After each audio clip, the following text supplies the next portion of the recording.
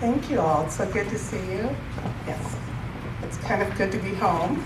I have many homes. This is one of my favorites, so it's good to be with you all and see so many good and familiar faces. I just would love to just start by taking a minute to just breathe and take in the powerful testimony that Tiffany offered us. It's always an honor to hear from survivors, and it's always an honor to hear from thrivers, right? And Tiffany was certainly that. So it was wonderful, and I appreciate her story and her courage, and what it takes to stand up and do that and tell it. So one of the things, one of the things that I want to have us kind of think about as we start talking today is the idea of a healing presence. I, like Tiffany, was really drawn into the title around empathy and turning empathy into action. And what does it mean to be able to do that? And as I'm talking to you this morning, you're going to hear a lot about advocacy. But I'd like you to, when you hear that word advocacy, to really think of it as a healing presence. Because what we know from neurobiology of trauma, from interpersonal neurobiology of trauma, from all of the polyvagal theory research that's out there, is that our healing presence, that taking a breath, making eye contact, having empathy as opposed to sympathy, that sense of how do we show up for one another in this world? How do we enter community with one another? And what does it mean to kind of respect, hold up, inform, and encourage the human dignity of all people? Because that's advocacy, and that's the healing presence. So as you're listening to me talk about advocacy, I just want you to think a little bit about that healing presence, and that you all are already doing that. And you can do more of it and more of it as you go forward into your work. And I also want to just thank you all for being here, because I know how busy your work is. I worked for the county for many years, and so to see these many people gathered to think about survivors and how do we become healing presence in this world and how do we show up for this work is really profoundly uplifting for me. So I appreciate your presence here today, very much so. So, what is domestic violence? And I kind of love this slide now that I'm looking at it, because it's a lot of words. That was my first thought. And my assistant, I was busy yesterday, and I said, send him a slide on what it is. And I just appreciate Tricia for this. But I also like just that sense of all those words, right? You know, that tells us that domestic violence is complex, right? We have legal definitions, we have community definitions. At the end of the day, what really matters to you is, what does it mean to survivors? How do they define the violence in their lives? How would they describe what's happened to them or what's happening to them? You know, I love that there's so many ways to talk about this. It's psychological, it's emotional, it's spiritual. It's violence between one partner and another. It's on a continuum. We know that sexual assault is not just rape, right? It's all the ways that somebody's person, their body, their sexuality can be assaulted. Violence means so many different things. It's about power, it's about control, you know, it's about abuse and trauma. It can be physical, it can be violent words, you know, it can be holding and taking power over someone's employability or their income. So while the slide is very busy and has so many words, it really does teach us that there is a complexity to this issue. And what matters most is, how do survivors talk about and experience the violence in their lives? What would they tell you domestic violence is or sexual assault is? Okay? So what do you know? I mean, just as you're in the work that you do, if you were going to have to explain to someone, you know, this is abuse, this is violence, what are some of the words? Just kind of throw them out there. What would you say domestic violence is?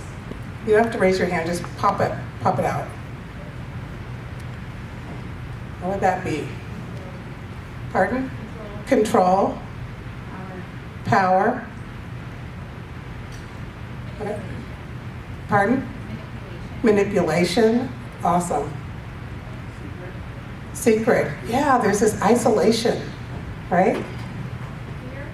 Fear. It's terrifying when the people we love the most or trust the most are harming us, right? Painful. It's humiliating, profoundly so. I just said painful. Painful. This deep, bone-rattling pain that survivors talk about, right? This humiliation, this pain, this isolation.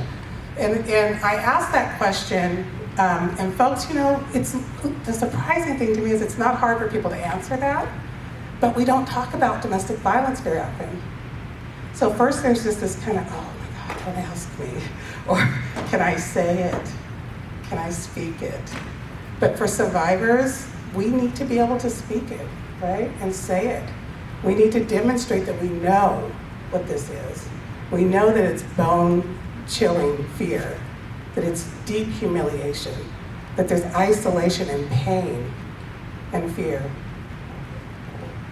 So learning to talk about it, I think, I would say, is one of the most important, see if I can get all these on here, is one of the most important kind of tools of the advocate is getting comfortable with your language. Getting comfortable talking about it. So the other thing I wanted to kind of talk about to begin to frame our conversation is when you think about Oregon and you think about domestic violence, what are some of the statistics around it? And we have some pretty startling stats. We know that 1 in 3 survivors are women, or of people are victims of domestic violence. We know as advocates, how many advocates would say that's underreported in the room, right? We know that it's so much more. We know that for transgender people, that the rate of sexual assault is 50%. And we also know that sexual assault is the most underreported crime of the two. So we know that that's higher as well. We know that domestic violence services are doing the best that they can, but we're sorely under-resourced. Right? Over 10,000 calls last year in the new shelter count from the National Network in Domestic Violence. Over 10,000 calls last year went unanswered. That's unduplicated calls. 10,000 survivors reaching out for help were not able to get services. So we know that the statistics are troubling. But what we also know by looking at these statistics is that domestic violence is touching every single person's life. This isn't something that's just about, us and the other, us and them. These are our mothers, our brothers, our sisters, our clergy, our judges, our police officers, our advocates, our children. So domestic violence touches everyone's life. And so one of the things that I think we have learned, or I have learned in my 30 years of work, is, this is really interesting that the slide has to be clicked. So I'm just gonna have a techno mode. And if you know me, you know technology is never quite my friend. And it's working better than it usually does. So when we think about domestic violence and advocacy and the work that we do, I've dedicated 30 years of my life to this. I'm a counselor. I was a psychiatric nurse when I started in this field.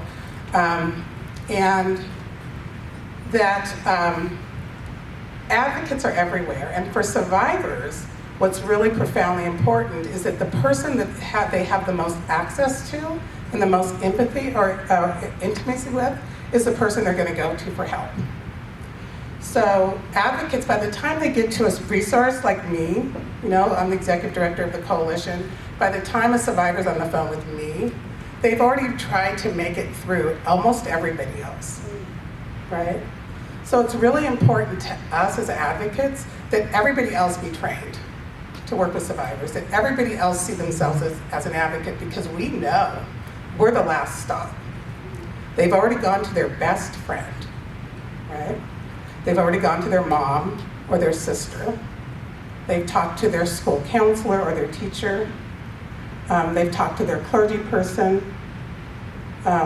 So they've reached out to all of the people in their close circle. And for the most part, some of those stories are very troubling. That as they've reached out, they've gotten a lot of blame. They've gotten a lot of minimization.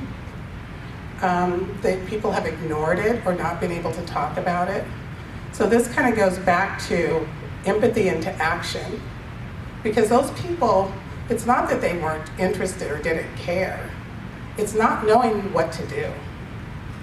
How do I turn my empathy into action? What do I do when the survivor sits with me? And I think one of the first things you can do is realize that you are a first responder. That many of you will be the first time that survivor talks to somebody. And so what I'm going to talk to you today is what are some of the components of empathy to action? What are some of the things around good advocacy, and how can each and every one of us be that healing presence? How do we show up for survivors?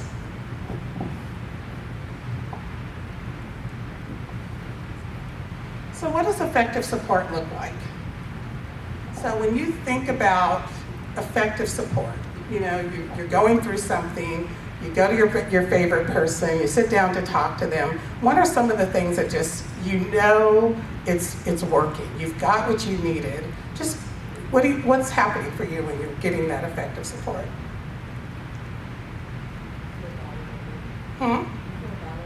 There's some validation going on, absolutely. Yep, no judgment, validation. Just think about the last really good support conversation you had. What happened for you?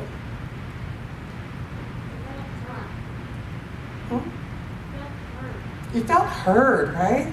You felt fully heard, like your full self. Right? There's that safety, feeling heard, validated, not judged. Someone's listening. Right? That deep listening. Yes. Yes, if someone's listening. Yeah, that deep listening. Yeah, someone listening to you, leaning in, curiosity without judgment, right? That wanting to know, not worried about what resource they might have to offer. They're not thinking about how to fix it. How many of you don't like it when people try to fix it for you? Right? But so often as advocates, we think we have to fix it. And so we're required to be a healing presence, but we become like this directory. Like, where's that housing resource? And while we're thinking about where we can connect someone, they're feeling like they're not being heard. So I really want to invite you to remember just kind of the human reality of how does it feel to be listened to? How does it feel when someone really sits with you and says, what do you need? What's happened to you? How can I help? Right? Really simple, but really profound.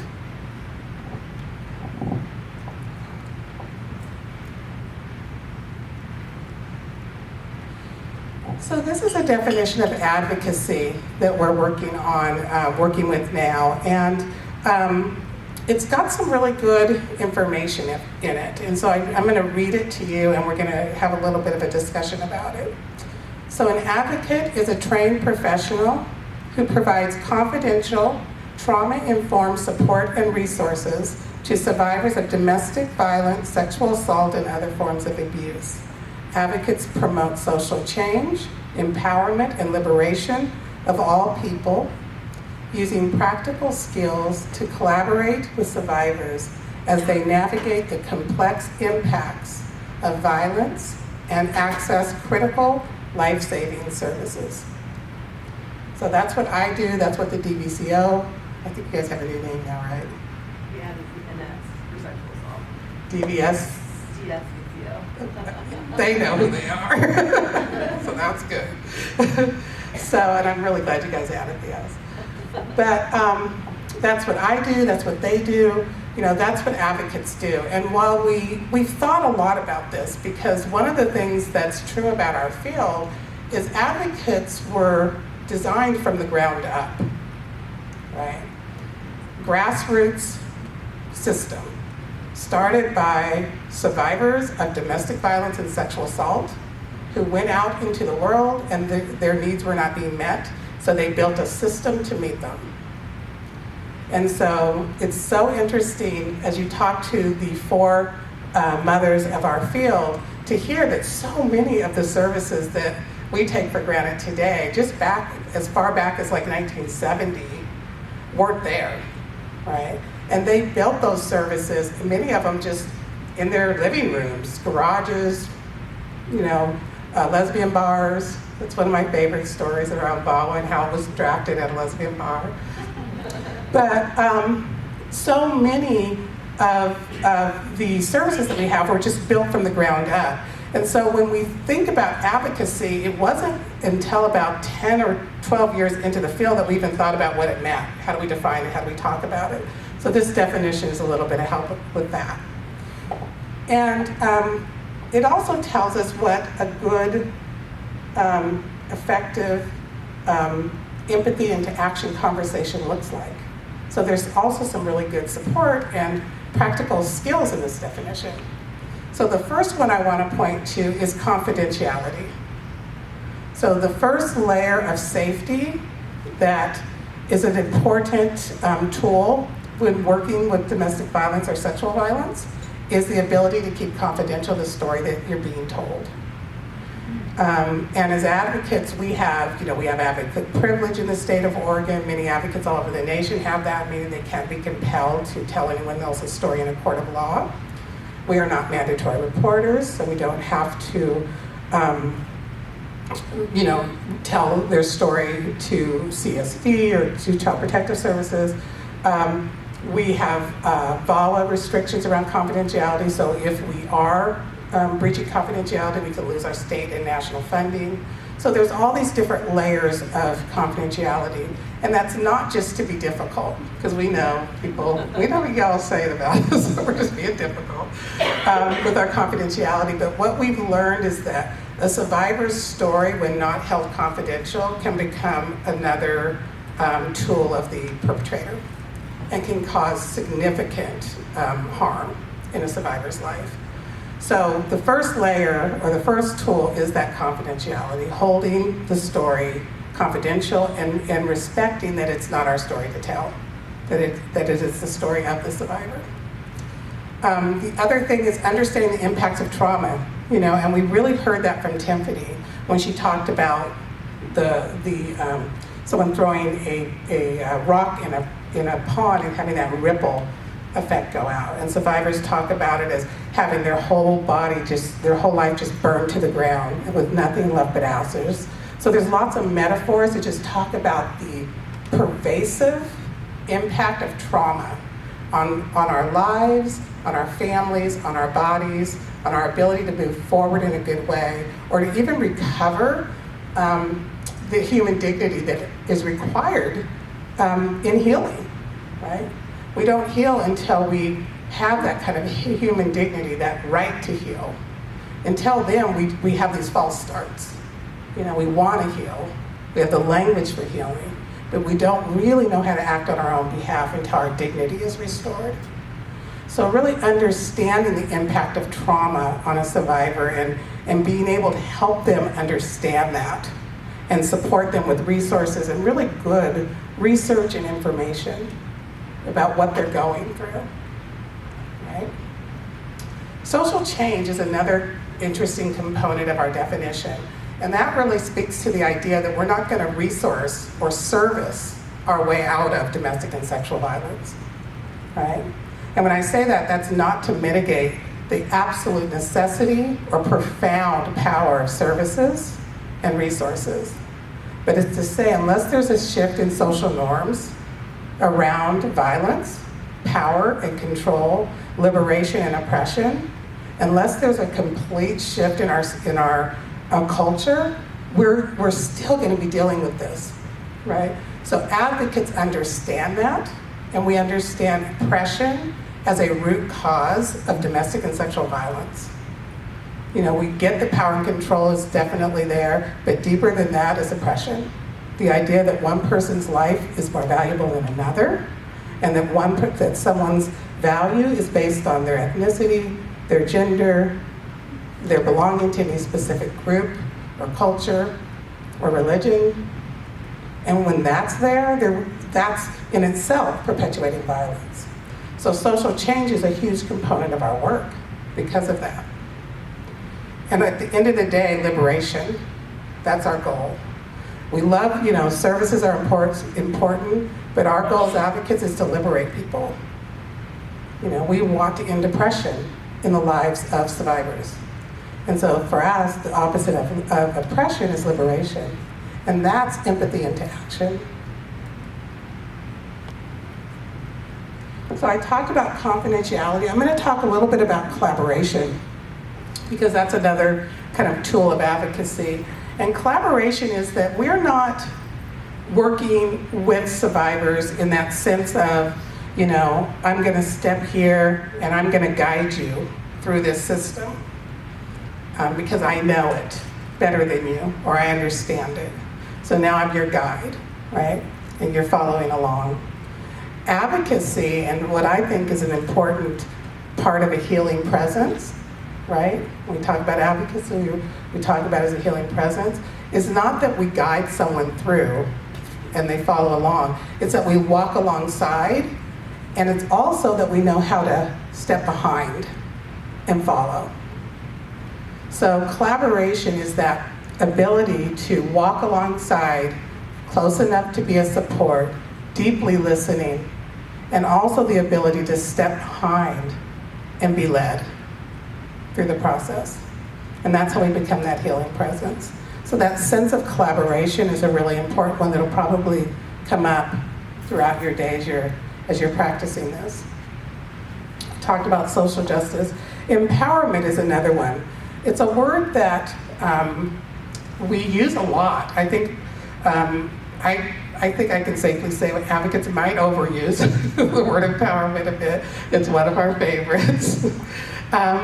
But when you think about what it means to us, you can kind of understand why we use it a lot.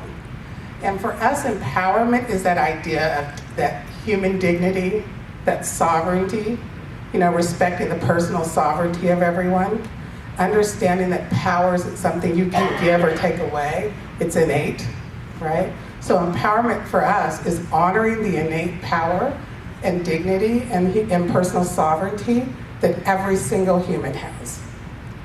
And we also recognize that domestic violence and sexual assault particularly strip that away. They particularly target our personal sovereignty, our human dignity, and our sense of innate power. So because it's such a targeted kind of violence, empowerment becomes our way of at least making space for that to return to a person. So we talk about it a lot, but it has a really deep meaning to us. And then, of course, advocacy for us is that specific training and expertise. Domestic violence is complex.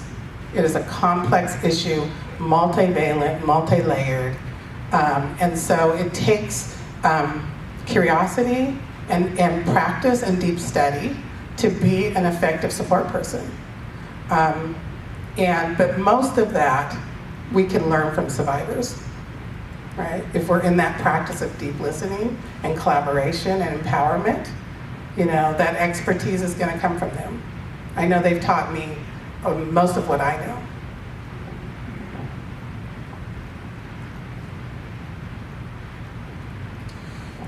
So safety. This is the idea. I really wanted to talk about what is safety, because I think that one of the challenges that I hear from survivors happens a lot is that people think about safety and they think about physical safety. And they forget that safety is a really complicated dynamic, and that it's important to understand that safety is emotional, it's spiritual, it's mental. And so just kind of understanding part of being effective an effective healing presence is understanding that safety and safety planning, are not about like this laundry list of things you're going to take when you leave. Safety might actually be, how are you going to stay safer while you stay? Imagine that. So safety planning has to, again, be that collaborative process of, what is your resiliencies, where are you strong, what do you have, what don't you have, what does safer look like? Not about packing a bag and preparing to leave, because, that might be a safety plan, but it really might not. So thinking about safety in a complex way. Establishing trust, I think we talked a little bit about that. I think establishing trust for me, when I think about a healing presence, is all about trustworthiness. It's not about how do I get trust, it's how do I become trustworthy? How am I a trustworthy person in this relationship with this person? And so it means always being authentic, transparent, committed, with integrity and clarity. To me, that trustworthiness is what it's about, and the trust will follow if the survivor is safe enough to offer it. Honoring choice. We talked a lot about that, empowerment. I want to talk about cultural relevance, because I think that this is one that we give a lot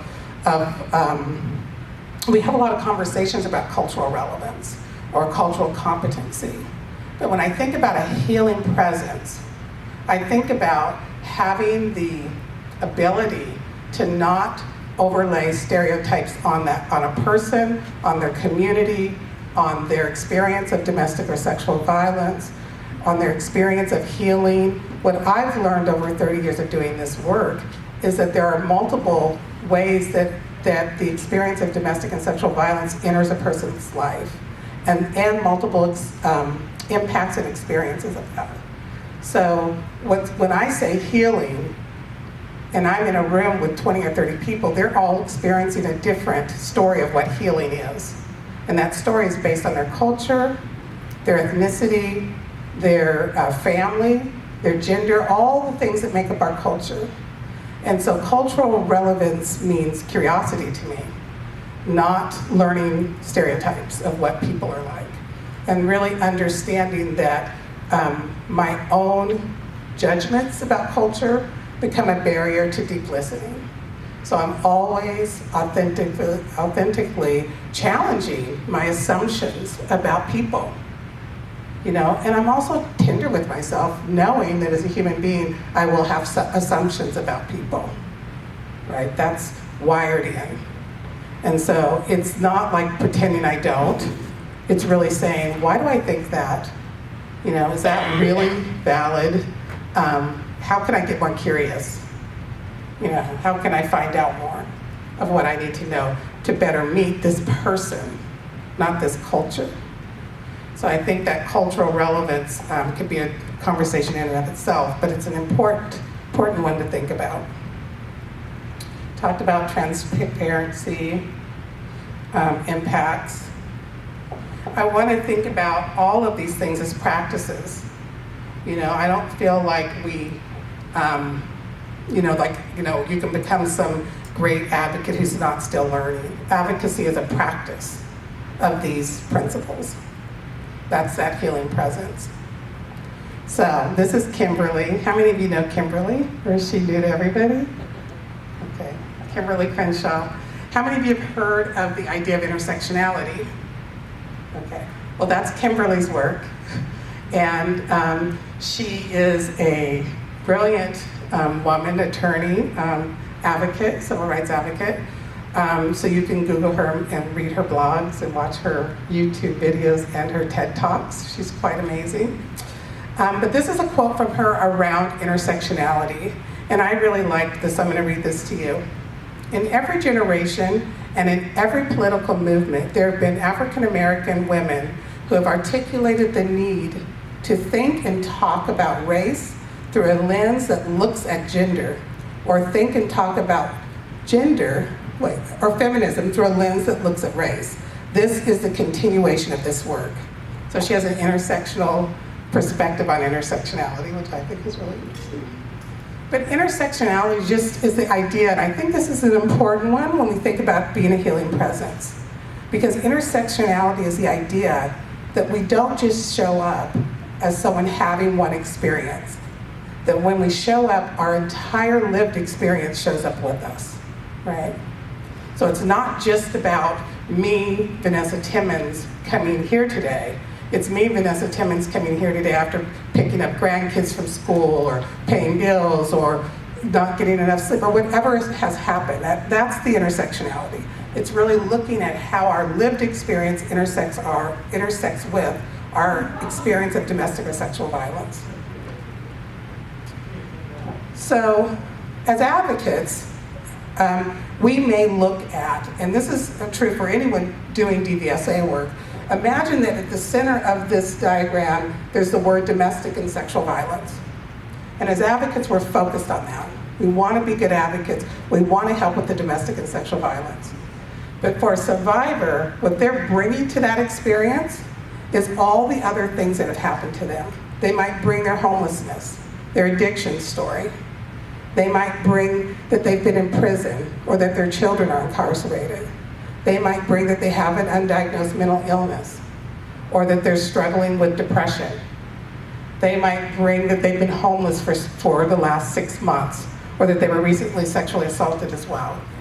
So that's intersectionality. So if we're just focused on services and the domestic and sexual violence experience, we're gonna miss that entire lived experience that that person is bringing. And what that feels like to a survivor is that you haven't heard them and that you're not meeting them.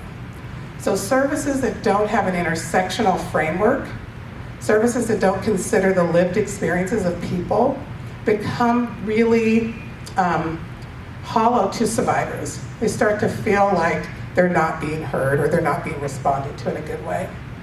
So intersectionality becomes a way of understanding how to make room for that. But it can also be a way of understanding the power of someone's healing, right? So an intersectional framework for healing takes into consideration a person's personal strengths, all of the things that they know how to do, all of the ways that they carry their power or their courage or their creativity. It also takes into consideration the limits that they're facing, right? The things that they struggle with, and it takes into consideration the supports that they have or don't have. So that's that intersectional framework and way to apply that. So, how do you see your role? You're all here today because you care, right? You care about this issue. You want to make a difference in the lives of survivors. You want to learn about how to do that. And we're here talking about that healing presence. So this is one of my favorite quotes. If you have come to help me, you are wasting your time. But if you have come because your liberation is bound up in mine, then let us work together. And so I would say that our role is to be someone working with the survivor. That's how we turn our empathy into action. And all the things we've already talked about. So this Bondi Bondinach is an interpersonal neurobiology of trauma educator, and she talks about that we are wounded and healed in community. This is where we learn how powerful advocacy really is. And so when she says we are wounded and healed in community, she means that in isolation we cannot heal. We cannot heal fully in isolation. It takes that healing presence. That's how powerful you are. That's how profoundly powerful you are. That just by showing up, taking a breath, looking in someone's eyes, and being with them without judgment and with compassion, and doing all of the things that we talked about in all of those ways, that in and of itself is profoundly healing. It makes a significant difference in the lives of survivors. And that's not just talk. There is reams of science to back that up, right? But the other side of that is that if we show up as a wounding presence, we have exactly the profound effect of that. We can cause harm by how we show up as well. So what I challenge you to do today as you're just going through your day and learning all these amazing things is just first give yourself a huge congratulations that you're here talking about these complex issues, but to make the decision to be a healing presence and to know that you know how to do that. You really do, you know how to do that. So I want to open it up to questions. So I'm sitting at a table of nurses. And Oh, we're cool. mostly nurses, and we are deeply invested in supporting families and being there for all of this. But we are mandated reporters. Mm-hmm. And we tell families when we meet them that domestic violence with a child is not only something we need to report. So we're always walking that fine line and trying to create that safe space, but also being the safe reporters. So just I wanted more insight on how to walk those. Oh, absolutely. I'm so glad you asked that question because I actually talk to nurses a lot about this exact thing when I'm training nurses. And I think that what you just said that you do is the best practice that we talk about all the time, to really let survivors know that I have to report what you say to me, right? The other part I think is important is that reporting in and of itself isn't like a bad thing at all. When advocates, our confidentiality isn't about not reporting. It's about supporting those reports when they have to be made, and it's not our story to report. When reporting has to happen, we absolutely support that process because that's what keeps people, that's what keeps people safe. And so I don't think it in terms of who reports or who doesn't, it's how does that conversation happen about that report. And so for nurses who are mandated to report, that transparency is your number one tool. Just being really clear with folks. And then how you do that is another process and another conversation. Like what does supportive reporting look like? And I can imagine you probably know a lot about that. Other questions? What comes up for you as you think about being a healing presence? Or what fears come up for you when you think about being a healing presence? What might be some of the barriers to that? I have a question about eye contact. Okay. Because I know that eye contact makes a lot of people uncomfortable. Mm-hmm. But you keep saying to do eye contact, and I'm like, is that a weekly thing or is that No. Well, think about the ways we can look at someone. So when I say eye contact, and eye contact, it would not be my way of talking about it. I would say look at someone, right? And so the ways that we look and allow people to know that they're being seen by us is what's important. We don't want to glare or to uncomfortably stare at someone's eyes, right? But we do want people to be seen. So I'm saying look at someone, not at your phone, not at the paper, not at the side or here, because we want to be seen. And one of the ways we know we've been seen is that someone's looking at us. So it's not about eye contact, it's about seeing the person in front of you. And all the ways you let them know they're being seen. Does that help? Yes. Awesome. Other questions? Great. Well, I just hope you guys have a really wonderful rest of your day. It was an honor to be here, and thank you very much.